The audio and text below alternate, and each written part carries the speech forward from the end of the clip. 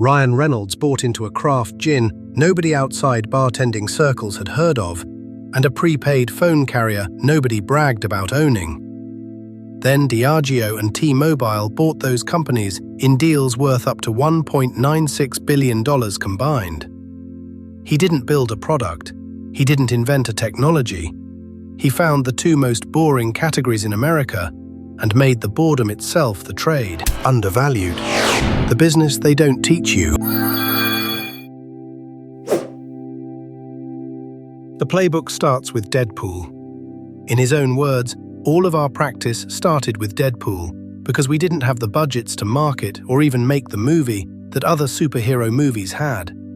So the marketing went scrappy. Fast, cheap, shot in days, built for the internet instead of the airwaves. And it left Reynolds with the core discovery. Attention he generated himself cost nothing and moved faster than anything an agency could invoice. Most actors take that lesson and negotiate a bigger trailer. He took it shopping. The first purchase was a bottle of gin. February 2018. Reynolds buys an ownership stake in Aviation Gin, a 12-year-old Portland craft gin owned by Davos Brands. Not a sponsorship, not an ad read, equity. Celebrities endorse liquor constantly. Reynolds skipped the endorsement fee and bought the upside instead. Same face, same work, completely different paycheck. His stated reason in the Diageo press release: he loves the taste of aviation more than any other spirit. The unstated reason is that gin is a commodity, and in a commodity category, the first brand with a famous face attached wins by default. If hidden machinery like this is why you're here, subscribe. One company a week. Now, the ad that proved the thesis. December 2019. Peloton airs a holiday ad where a husband gifts his wife an exercise bike, and the internet decides it's dystopian. The backlash is instant.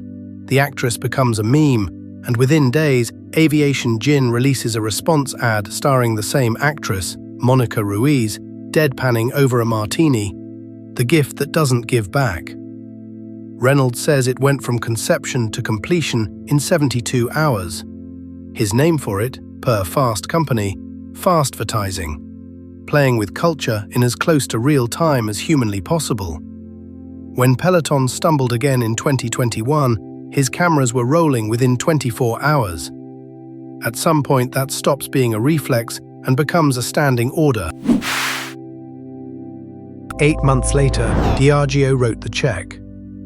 August 2020, $335 million up front, plus up to $275 million in earnouts over 10 years.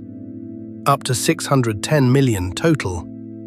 One caveat the headline skipped: the deal bought Davos Brands whole, so Astral Tequila, Sombra Mezcal, and Diageo CIK came along with the gin.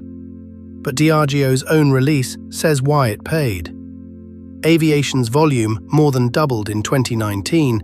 It drove 40% of the growth in America's super premium gin segment, and it ranked number 2 in that segment nationwide.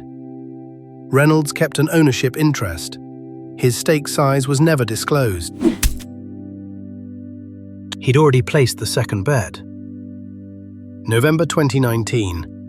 Reynolds takes an ownership stake in Mint Mobile, a prepaid carrier that rents T-Mobile's network and sells service for $15 a month.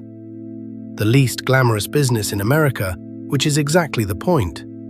Mint's product was its price, and a $15 plan leaves no room for a normal ad budget. So Reynolds became the ad budget.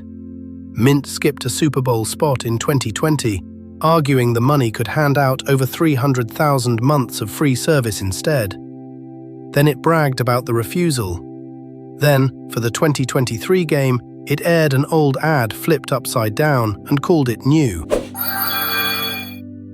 March 2023. T-Mobile agrees to buy Mint's parent company, Mint, Ultramobile, and Plum, for up to $1.35 billion. 39% cash, 61% stock, final price riding on performance. The The deal closed in May 2024. Reynolds' statement thanked T-Mobile for beating out an aggressive last-minute bid from his mom, Tammy Reynolds.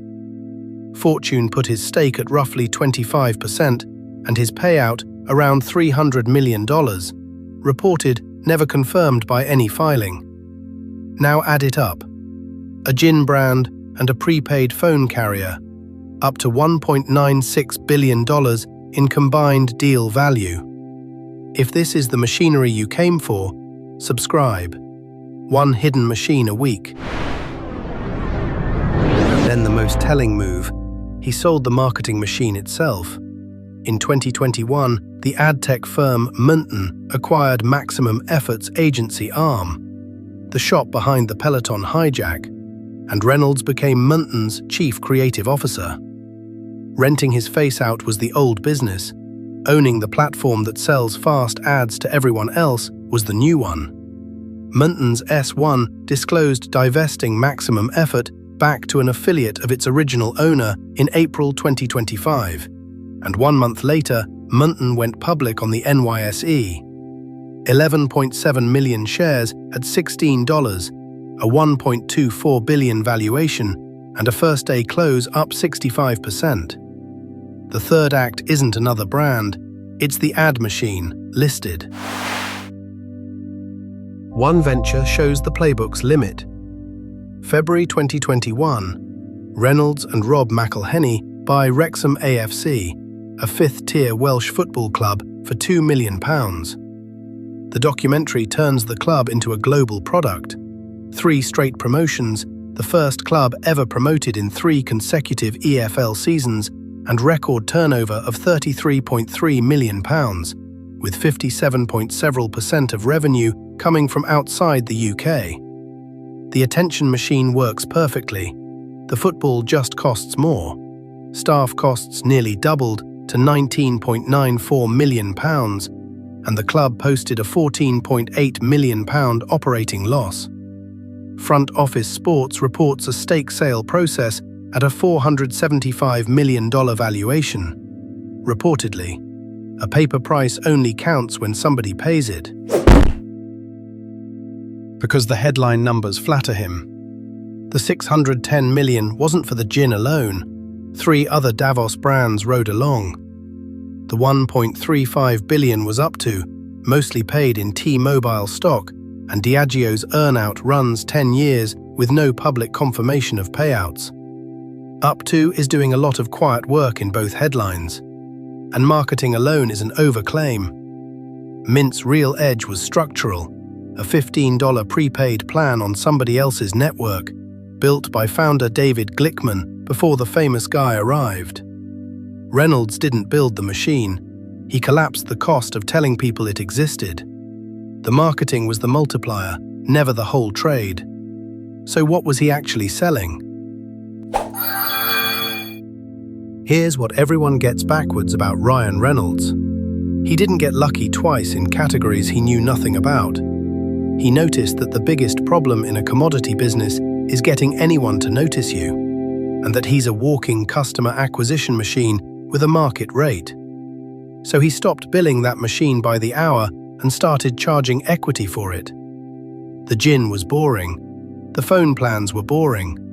The boredom was the point.